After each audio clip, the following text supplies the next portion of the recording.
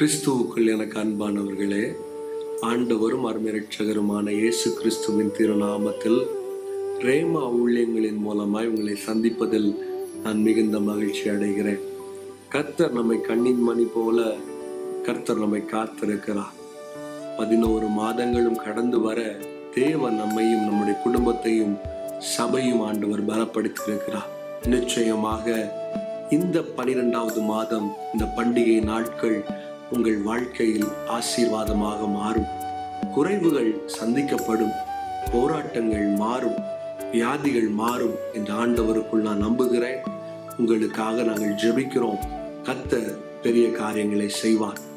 இந்த மாதத்திற்காக தேவனுடைய சமூகத்தில் நான் காத்திருந்த பொழுது, வேத புஸ்தகத்தை வாசித்துக் கொண்டிருக்கும் பொழுது, ஒரு நாள் காலை வேளையில் ஆண்டவர் எனக்கு காண்பித்து கொடுத்த ஒரு வசனத்தை, எனக்கு ஆசீர்வாதமாக இருந்த ஒரு வசனத்தை உங்கள் மத்தியில் நான் எடுத்து வைக்க வேண்டும் என்று விரும்புகிறேன்.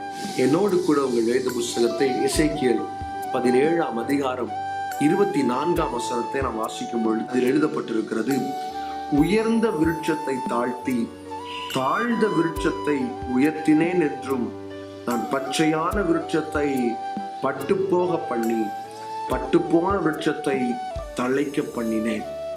எனக்கு அருமையான தேவ பிள்ளைகளே, ஒருவேளை நீங்கள் இருதயத்திற்குள்ளே எண்ணிக்கொண்டிருந்திருக்கலாம், கடந்த 11 மாதங்கள் என்னுடைய வாழ்க்கையில் பாலைவனங்கள், பட்டுப்போன ஒரு அனுபவம் தான் என்னுடைய வாழ்க்கையில் இருக்கிறது. நொறுக்கப்பட்ட அனுபவம் தான். வியாதி நிமித்தம் செல்வங்கள் பட்டு போய் இருக்கலாம், போராட்டங்கள் நிமித்தம் வாழ்க்கை குடும்பம் பட்டு போய் இருக்கலாம், குடும்பம் உடைக்கப்பட்டு பட்டுப்போன இருதயத்தோடு இந்த வார்த்தை கேட்டுக்கொண்டிருக்கலாம்.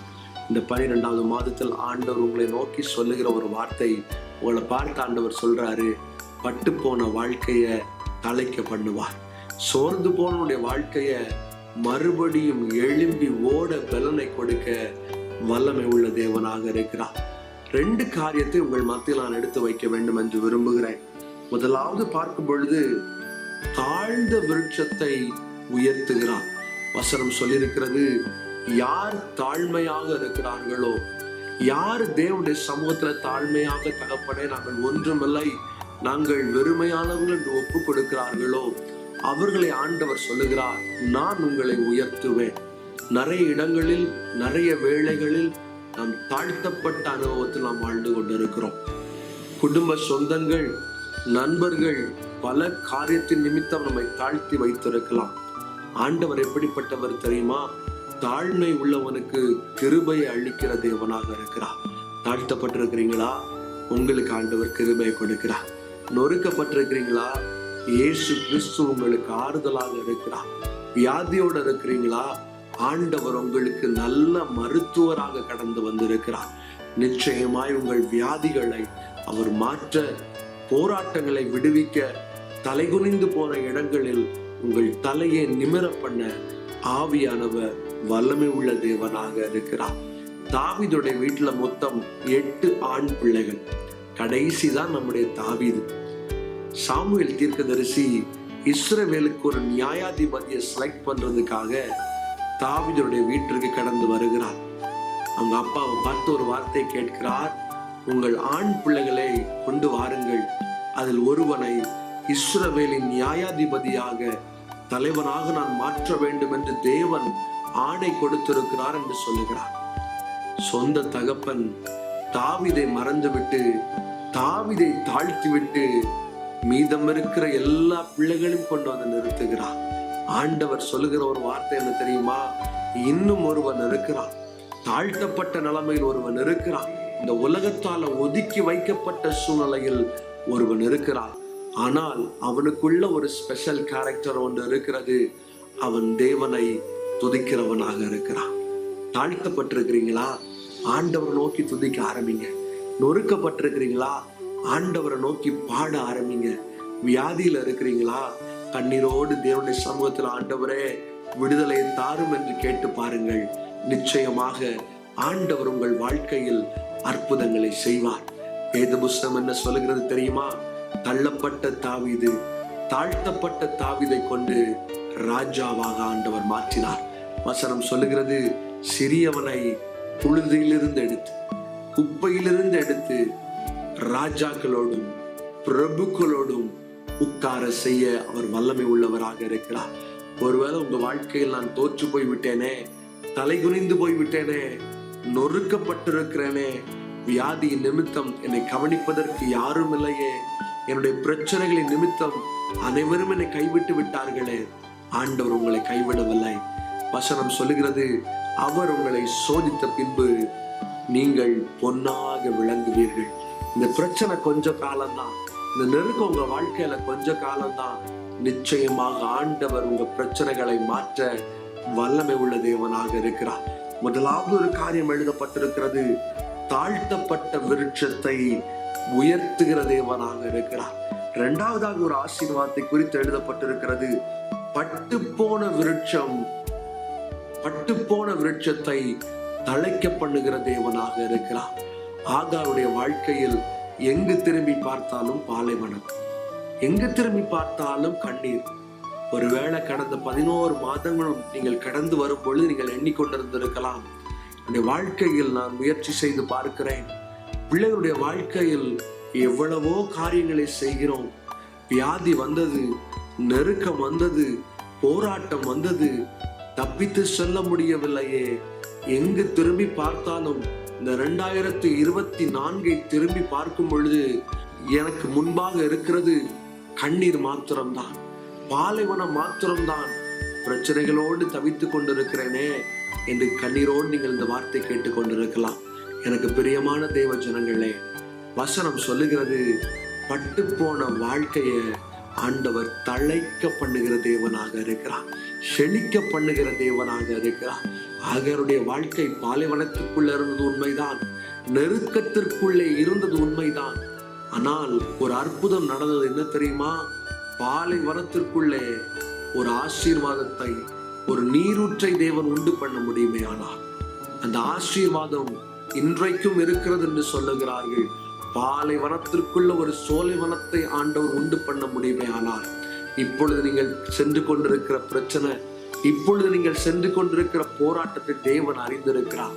நிச்சயமாக உங்கள் வாழ்க்கையில் விடுதலை கொடுப்பார். 2 ஆசீர்வாதங்கள் இந்த டிசம்பர் மாதத்திற்காக ஆண்டவர் நமக்கென்று கொடுத்திருக்கிறார். ஆண்டவரை பார்த்து சொல்லுங்க, தகப்பனே, நான் தலை குனிந்து போயிருக்கிறேன். ஆண்டவரே, என்னுடைய வாழ்க்கை பட்டு போயிருக்கிறது, சூழ்நிலைகளின் நிமித்தம் நான் பட்டு போய் இருக்கிறேன். வெளியே பார்க்க நல்லாதான்ப்பா இருக்கிறேன், வெளியே பார்க்கிறதுக்கு இந்த ஊர்ல உள்ள ஜனங்கள் என்னை பார்க்கும் பொழுது நான் நன்றாக இருக்கிறேன். ஆனால் என்னுடைய வாழ்க்கை குறித்து நான் யோசிக்கும் பொழுது நான் பட்டு போய் இருக்கிறேனே. ஆண்டவர் சொல்லுகிறார், மறுபடியும் உன்னை கட்டுவேன், மறுபடியும் உன்னை நான் உயர்த்துவேன். நீ தலை குனிந்து போன இடங்களில் உங்கள் தலையை உயர்த்த ஆவியானவர் வல்லமை உள்ள தேவனாக இருக்கிறார். இதை குறித்தும் கவலைப்பட வேண்டாம். நாம் பார்த்தது போல தாவீதுக்குள்ள இருந்த ஒரு குணாதிசயம் துதிக்கிறவனாக இருந்தார். ஆகாருக்குள்ள இருந்த ஒரு குணாதிசயம் தேவனை நோக்கி கூப்பிடுகிறவளாக இருந்தார். 2 காரியம் நடக்கிறது. தலையை உயர்த்துகிறார், வனாந்திரம் போல் இருக்கிற வாழ்க்கையை கர்த்தர் செழிப்பாக மாற்றுகிறார். ஆம் பிரியமானவர்களே, கர்த்தர் இந்த மாதத்தில் உங்கள் வாழ்க்கையில் அற்புதங்களை செய்வார். கர்த்தர் இந்த மாதத்துல உங்க வாழ்க்கையில் நெருக்கத்தை மாற்றுவார், போராட்டங்களை மாற்றுவார். வறண்டு போன வாழ்க்கை செழிப்பாக மாறும். கண்ணீரோடு இருக்கிற உங்களை ஆண்டவர் பார்த்து கொண்டிருக்கிறார். நிச்சயமாக உங்கள் கண்ணீரை மாற்றுவார், வியாதிகளை மாற்றுவார், நெருக்கங்களை மாற்றுவார். உங்களை மாத்திரமல்ல, உங்களை சார்ந்திருக்கிற உங்கள் குடும்பத்தையும் உங்கள் பிள்ளைகளையும் கர்த்தர் ஆசீர்வதிக்கவே ஆசீர்வதிப்பார். இந்த பண்டிகை நாட்கள் உங்கள் வாழ்க்கையில் ஆசீர்வாதமாக மாறும். நம் கண்களை மூடி கர்த்தருடைய சமூகத்தில் ஜெபம் செய்வோமா? உங்களை நேசிக்கிற எங்கள் அன்பின் நல்ல தகப்பனே, ஆண்டவரே, எத்தனையோ பேர் இந்த நேரத்துல என்னுடைய வாழ்க்கை வனாந்திரத்தை போல் இருக்கிறதே, மனிதர்களால நாங்கள் நொறுக்கப்பட்டிருக்கிறோம், தள்ளப்பட்டிருக்கிறோம், உடைக்கப்பட்டிருக்கிறோம் என்பதை எங்கள் தேவனீர் அறிந்திருக்கிறீர் தகப்பனே. ஆண்டவரே, ஒவ்வொருடைய இருதயத்திலும் இருக்கிற பாரங்களை கர்த்தர் மாற்றும்படியாக ஜெபிக்கிறோம். ஆண்டவரே, இந்த நேரத்துல ஒருவேளை வியாதியோடு இந்த வார்த்தையை கேட்டுக்கொண்டிருப்பார்களே, ஆனால் என் தேவ ஆவியானவர் ஒரு பரிபூர்ண விடுதலை கர்த்தர் கொடுக்கும்படியாக ஜெபிக்கிறோம். ஒரு பரிபூர்ண விடுதலையை, சுகத்தை தேவன் கொடுக்கும்படியாக ஜெபிக்கிறோம் தகப்பனே. உம்முடைய இரத்தத்தில் ஜீவன் உண்டு. உம்முடைய காயங்களால் நாங்கள் குணமானோம் தகப்பனே. ஆண்டவரே, காயங்களை கட்டுகிற தேவன் நீர் தகப்பனே. பாரங்களை மாற்றுகிற தேவன் நீர் அப்பா.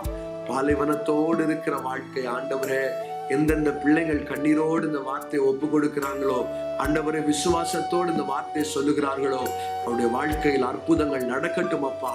ஆண்டவரே, நீர் வாக்குரைத்த தேவன், வாக்கு தத்தத்தில் மாறாத தேவனாக இருக்கிற தகப்பனே. கர்த்தர் நீர் செய்து முடிக்கும்படியாக ஜெபிக்கிறோம். பிள்ளைகளுடைய வாழ்க்கையில் ஆசீர்வாதங்களை பார்க்க, ஆண்டவரே செழிப்பை பார்க்க, சந்தோஷத்தை பார்க்க தேவன் கிருபை செய்யும்படியாக ஜெபிக்கிறேன்.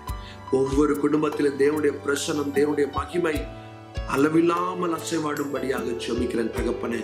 கோணலான பாதைகள் செவையாக மாறட்டும். இந்த 12வது மாதத்தில் எதெல்லாம் எதிர்பார்த்து கொண்டிருக்கிறார்களோ, எந்தெந்த காரியத்திற்கு முயற்சி செய்கிறார்களோ, எல்லாவற்றிலும் ஒரு ஆசீர்வாதத்தை பார்க்க என் தேவனின் கிருபை செய்யும்படியாக ஜெபிக்கிறேன். கர்த்தர் பெரிய காரியங்களை செய்யும். ஒவ்வொரு பிள்ளைகளுடைய வாழ்க்கையில் கர்த்தர் பெரிய பெரிய அற்புதங்களை செய்யும்படியாக ஜெபிக்கிறோம். தாழ்த்தி தருகிறோம். இயேசு கிறிஸ்துவின் நாமத்தினாலே ஜெபிக்கிறோம் எங்கள் நல்ல தகப்பனே. ஆமென்.